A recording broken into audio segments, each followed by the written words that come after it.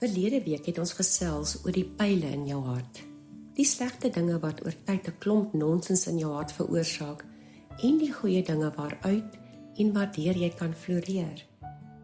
Kom ons kyk vandag na die leuns van die seermaakpyle teenoor die waarheid van die Gees. Die groot romantikus wat jou oneindig liefhet, wat hy in jou hart wil plaas.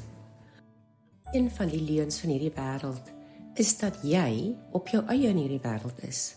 Dat daar niemand is wat jy regtig kan vertrou nie. Niemand is wat regtig by saam met jou sal leef nie. Die waarheid is, jy is nie alleen nie. Hoor wat sê Filippense 1:6. Van een ding is ek seker. Dit is God wat al hierdie goeie dinge met my laat gebeur. Hy sal dit vir julle ook doen. Weet dus, jy is nie alleen nie. En dan is daar die leuen dat ek en jy altyd in beheer moet wees. Dis waar, ons moet doen wat ons moet doen. Maar dan sê die woord ook vir ons in Psalm 37:5, stel jou lewe elke dag in die Here se hand. Hy sal vir jou sorg. 'n Derde pyl is dat daar nie 'n toekoms is nie. As ons kyk wat alles in die wêreld gebeur, wat lê voor? As jy soms so voel, onthou dan die woorde van 2 Korintiërs 4:17.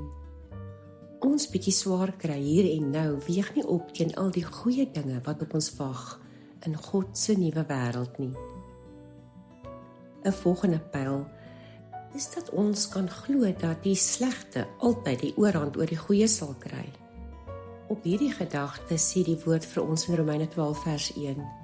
Moenie toelaat dat dit wat sleg in jou lewe is die oorhand kry nie. Oorwin die bose deur te doen wat God van jou vra. En dan is daar ook die pyl dat ons nie 'n toekoms het nie, dat ons swaar gaan kry, dat die lewe van te min vir ons gaan voorlê. Hoor dan die waarheid in 2 Korintiërs 9:5. God laat julle in al sy goedheid deel. Nee, eintlik oorlaai hy julle met sy genade, sodat julle altyd oorgenoeg van alles het. 'n Laaste leuen is, jy kan niemand op hierdie aarde vertrou nie. Daaroor sê Jesaja 46:4, vertrou altyd op die Here, want hy sal jou beskerm.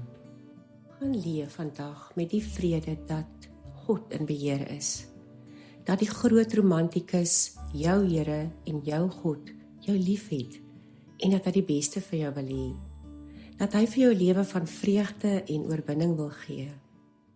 Gaan dan en gaan leef met die Gees van waarheid oorwinnend. Kom ons bid.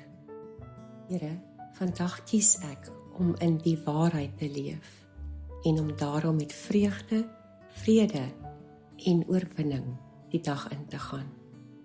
Amen.